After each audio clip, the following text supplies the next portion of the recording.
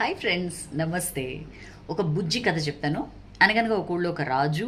ఆ రాజుకి ఒక ఇద్దరు నమ్మిన బంట్లు ఉంటారనమాట. చాలా విశ్వసనీయమైన సైనికులు వాళ్ళిద్దరంటే చాలా ఇష్టం రాజుకి. ఎక్కడికి వెళ్ళినా వాళ్ళిద్దరితో వెళ్తూ ఉంటారు.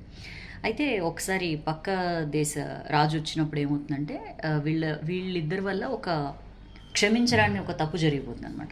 దానికి రాజుకు విపరీతమైన కోపం వస్తుంది. నా పరువు ప్రతిష్టలు అన్నీ పోయే మీ వల్ల దీనికి మీ ఇద్దరికి శిక్ష విధించాలి అని చెప్పి నిండు సభలో వాళ్ళిద్దరికి ఉరిశిక్ష విధిస్తున్నట్లు ప్రకటిస్తారనమాట.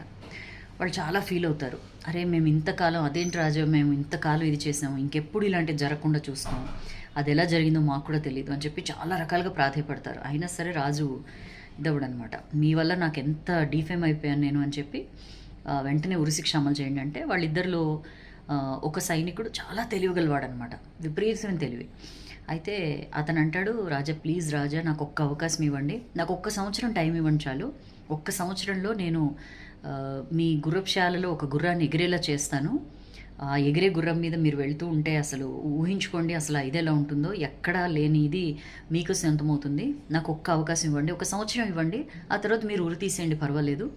ఒక్క సంవత్సరంలో మాత్రం నేను మీ గుర్రాన్ని ఎగిరేలా చేస్తాను, ప్లీజ్ రాజా అని బాగా ప్రాధాయపడతాడు. రాజు కూడా ఆలోచనలో పడతాడనమాట. అవును, అసలు గుర్రం ఎగరడం ఏంటనే ఆలోచన కాదు, కానీ అవును ఎగిరే గుర్రం మీద నేను ఎక్కడికైనా ఎగిరిపోవచ్చు, ఎవరినైనా యుద్ధంలో కూడా బాగా వాడుకోవచ్చు, అది ఇదని చెప్పి ఆలోచన చేసి, సరే అయితే ఇతనికి ఒక సంవత్సరం అవకాశం ఇవ్వండి, ఇతని మాత్రం వెంటనే ఉరితీయండి, ఇంకొక సైనికుడిని ఇతని మాత్రం వెంటనే ఉరితీయండి అని చెప్పి పంపిస్తాడనమాట.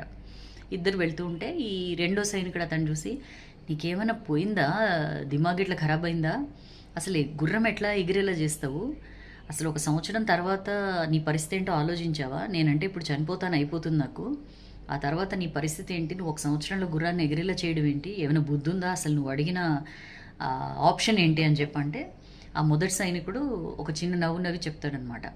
నేను అడిగింది ఒక సంవత్సరం గ్యాప్ కాదు, నేను అడిగింది ఇంకొక అవకాశము, నాకు ఒక హోప్. ఆ హోప్ ఏంటంటే ఈ సంవత్సరంలో ఎన్నైనా జరగచ్చు, ఒకవేళ రాజు చనిపోయాడు అనుకో ఈ సంవత్సరంలో, అసలు ఆ ఉరిశిక్ష అమలు కాకపోవచ్చు. ఒకవేళ నేనే చనిపోయాను అనుకో, నేను న్యాచురల్ డెత్ కిందే అవుతుంది, అది ఉరి వేసినట్టు బలవన్ మరణం కింద కాదు. అండ్ ఒకవేళ గుర్రమే చచ్చిపోయింది అనుకో, ఇంక ఎగరడానికి ఏముంటుంది, ఇవన్నీ కాదు, ఒకవేళ నేను నిజంగానే గుర్రాన్ని ఎగిరేలా చేయగలుగుతానేమో అని చెప్పి అని నవ్వుతాడనమాట. అంటే ఇందులో ఏముంది, సెన్స్ ఉందా, గుర్రం ఎగరడం ఏంటి, ఇవన్నీ విషయాలు పక్కన పెడితే హోప్.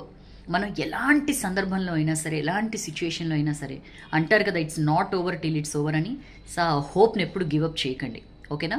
స్టోరీ నచ్చితే లైక్ చేయండి, బాగా నచ్చితే షేర్ చేయండి, కింద కామెంట్ సెక్షన్లో పోస్ట్ చేయండి. This is your Soujanya.